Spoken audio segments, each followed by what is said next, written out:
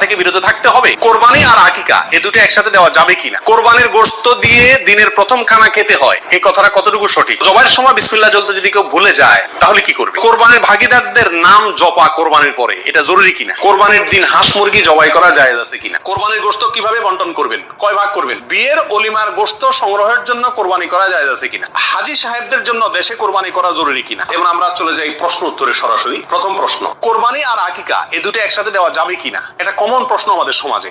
এর উত্তর হলো অনেক উলামা ইকরামের মতে দেওয়া যাবে। ফতোয়া শামী ইত্যাদিতে তাই লেখা আছে যে দেওয়া যাবে কোরবানি আর আকিকা একসাথে একই গরুর মধ্যে। আর অনেক উলামা ইকরামের মধ্যে দেওয়া যাবে না। এর ভিতরে আপনার পাকিস্তানের খুব নামকরা মুফতি ছিলেন মুফতি রশিদ আহমদ রাহিমাহুল্লাহ, আহসান ফতোয়ার লেখক। তিনি হানাফি মাযহাবের বড় উলামা ইকরামের মধ্যে থেকে তিনি কঠোরভাবে এর বিরুদ্ধে করেছেন এবং বলেছেন কোন অবস্থাতেই কোরবানি আর আকিকা একসাথে মিক্স করা যায় না, উচিত না। কারণ কোরবানি একটা ইবাদত, আকিকা আরেকটি ইবাদত। আর তাছাড়া গরু এক অংশে একাধিক ব্যক্তি দিতে পারবে, এটা কোরবানির ক্ষেত্রে নবী সাল্লাল্লাহু আলাইহি ওয়াসাল্লাম বলছেন, আকিকার ক্ষেত্রে বলেন নাই। সেই জন্য কোরবানি এবং আকিকা পৃথক হওয়া উচিত। একই দিনে হতে পারে কিন্তু গরুর অংশে কোরবানির না, এই আকিকার কারণ নামের অংশ থাকা উচিত না। এই মতটা বেশি শক্তিশালী এবং বেশি সতর্কতামূলক। জবাইয়ের সময় বিসমিল্লাহ বলতে যদি কেউ ভুলে যায় তাহলে কি করবে? এর উত্তর হলো নিজের পশু তো নিজে জবাই করা উত্তম। যারা প্রফেশনাল জবাই করেন মৌলভী সাহেবরা, তারা তো ভুলের কথা না, কারণ তাদের অভ্যাসই আছে। নিজেটা নিজে করতে গেলে ডরে ভয়ে ভুলেও যেতে পারে। যদি কেউ ভুলে যান, ভয়ের কোনো কারণ নাই। মুসলমান যদি ভুলেও যায় তবুও সেই পশু হালাল হবে, খাওয়া হারাম হবে না। ইচ্ছাকৃত যদি কেউ বিসমিল্লাহ না বলে সেটা ভিন্ন কথা, সেটা সমস্যা আছে। কিন্তু ভুলে যদি বিসমিল্লাহ না বলে তাতে পশু হালালই থাকবে, হারাম হবে না ইনশাআল্লাহ। কোরবানির দিন হাঁস মুরগি জবাই করা জায়েজ আছে কিনা? আমাদের দেশে অনেকেই গ্রামের দেশে বলেন যে কোরবানির দিনগুলোতে, ঈদের দিনে কি করা যায় না, হাঁস মুরগি জবাই করা যায় না। আসলে কতটা সঠিক? উত্তর হলো এটা সম্পূর্ণ ভিত্তিহীন, বানোয়াট কথা। এর কোনো গ্রহণযোগ্য ভিত্তি ইসলামী শরিয়াতে নাই। বরং কোরবানি ঈদের দিনে কেউ চাইলে হাঁস বা মোরগ কি করতে পারবে, জবাই করতে পারবে। তবে যদি এটাকে কোরবানির নিয়তে করে যে আমার তো গরু ছাগল দেওয়ার সামর্থ্য নয়, আমি মুরগি দিয়েই দিলাম কোরবানি, তাহলে সেক্ষেত্রে এই জবাই কি হবে না, জায়েজ হবে না। কারণ এই পশু দিয়ে কি হবে না, কোরবানি হবে না। এমনি গোশত খাওয়ার জন্য যদি জবাই করে তাহলে ঈদের দিনেও জবাই করাতে কোনো সমস্যা নাই। পশুর জান যাওয়ার আগে কি চামড়া ছিলা জায়েজ আছে? উত্তর হলো না, কঠোরভাবে নিষেধ।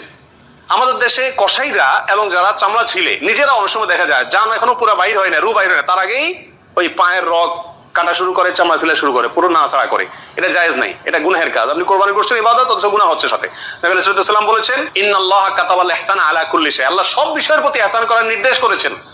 অতএব ফাইদা কাতালতুম ফাহসিনুল কিতলাতা ওয়া ইযা যাবাহতুম ফাহসিনুজ যাবিহাতা, তোমরা যখন কোন পশুকে জবাই করবে তখন এই পশুর প্রতি রহম করিও, ভালো করে ধারটা দিয়ে নিবে। নবী সাল্লাল্লাহু আলাইহি ওয়াসাল্লাম বলছেন যাতে করে তার রূহ বের হইতে কষ্ট না হয়। সেখানে জীবিত অবস্থা এখনো মরে নাই, আপনি চামড়া ছিলা শুরু করে দিলেন, এটা খুবই অন্যায় এবং জুলুম। কোন পশু কষাই যদি করে তাকে থামাই দিবেন যে রূহ যেতে দাও, তারপরে হাত দাও। কোরবানির গোশত দিয়ে দিনের প্রথম খানা খেতে হয়, এই কথাটা কতটুকু সঠিক? উত্তর হলো পুরাই সঠিক। রাসূল আকরাম সাল্লাল্লাহু আলাইহি সাল্লাম থেকে বর্ণিত হয়েছে যে তিনি ঈদুল আজহাতে, ঈদুল ফিতরে ব্যতিক্রম করতেন। ঈদুল ফিতরে কিছু একটা মিষ্টি খেয়ে, খেজুর টেজুর খেয়ে তারপর ঈদগাহে যেতেন। আর ঈদুল আজহাতে সারাদিন কিছু খেতেন না, কোরবানির পশুর গোশত দিয়ে প্রথম খানা খেতেন দিলেন।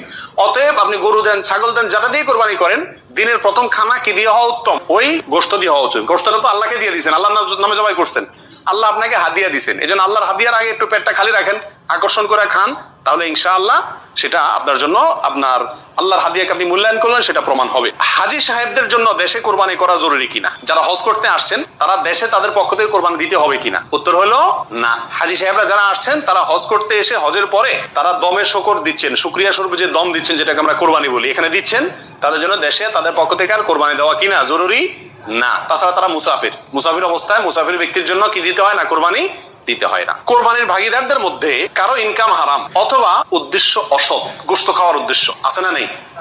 কোরবানি না দিলে ছেলে মেয়েগুলা কার দিকে চেয়ে থাকবে? কোরবানি না দিলে নতুন আত্মীয়, তারা কি বলবে? ব্যয়ের বাড়িতে রান কেমনে পাঠাবো? এরকম অনেক উদ্দেশ্য থাকে কি থাকে না? সারা জীবন দিয়ে আসছি, এবছর না দিলে সমাজে মুখ থাকে না, মানুষ কি বলবে, এই মানসিকতা নিয়ে কোরবানি অনেকে দেন না।